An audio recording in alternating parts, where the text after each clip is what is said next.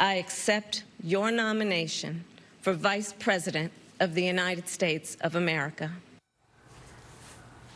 The Democratic National Convention is drawing to a close now. It will take place tonight. This is after Joe Biden's running mate officially accepted her nomination for VP. I'm joined by Republican strategist Jackie Bally and Democratic strategist Dallas Jones. Good morning to you both, and thank you for joining us. Kind of an exciting week for Democrats. So I'm going to start with you, Dallas. What did you think of Senator Harris's speech? I thought she nailed it. I thought she really captured the moment. It has been said that no matter what you think about her politics, it was an important moment for our country to see a person of color, female of color, actually nominated as the vice president, potential vice president. She talked about her mother.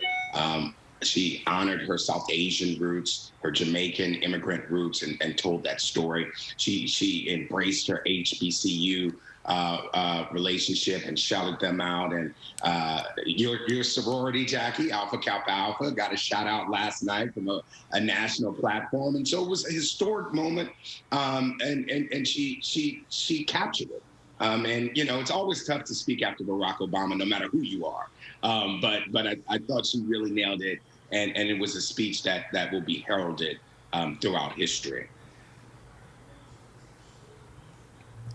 Jackie? Well, she is a prosecutor, so I don't think any of us, regardless if you have an R or a D by your name, thought that she would not do a good job in giving a speech, and she definitely did that.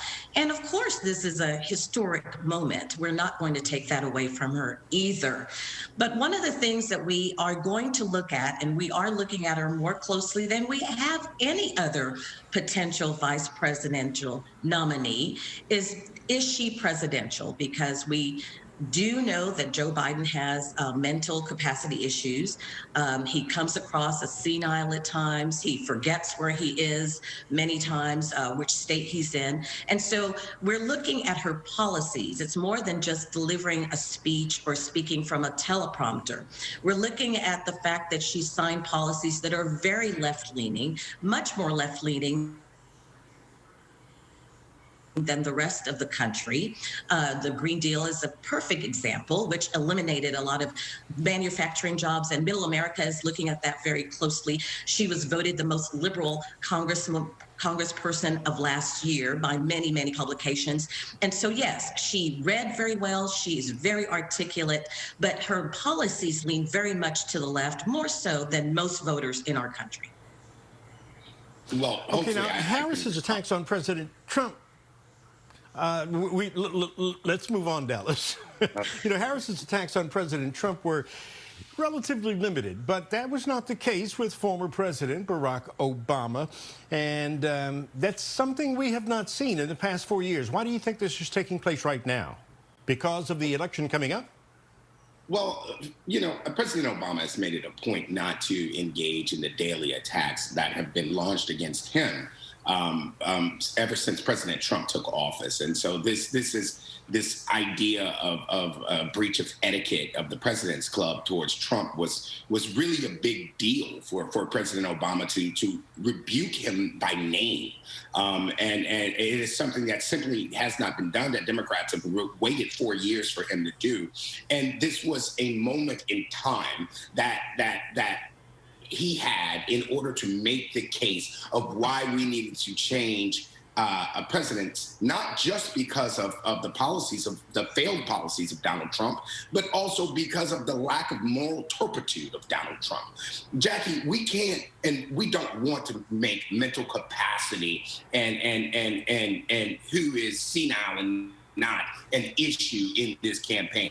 Because if that were the case, then we would really have to look at your candidate in terms of the decisions and the idea that a grown man was in all caps rage tweeting while a former president was speaking like a child throwing a temper tantrum, actually making President Obama's case of his inability to rise. You won't find it surprising. I disagree.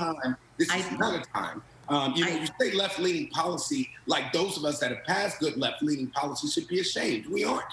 Leslie, You'll find this surprising, but have moved this country forward. I disagree with my colleague. President Obama has come out many times and made his displeasure very much known with the current president. And I wasn't The entire surprised country has that he done was that, Jackie. extremely strong last night.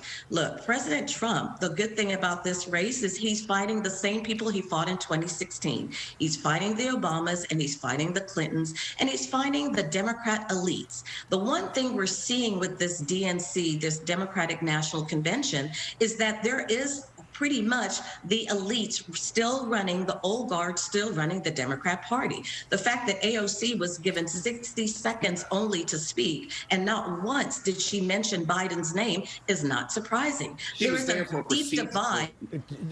I'm sorry, but we are going to have to cut this conversation short. So no, none of us Always on the a right lively, were surprised. always a lively conversation with you two, especially after there's something that we can talk about from the night before.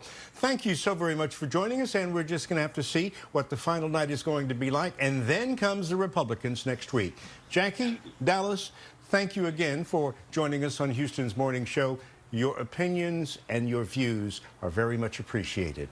Thanks a lot. See you next week. Thanks.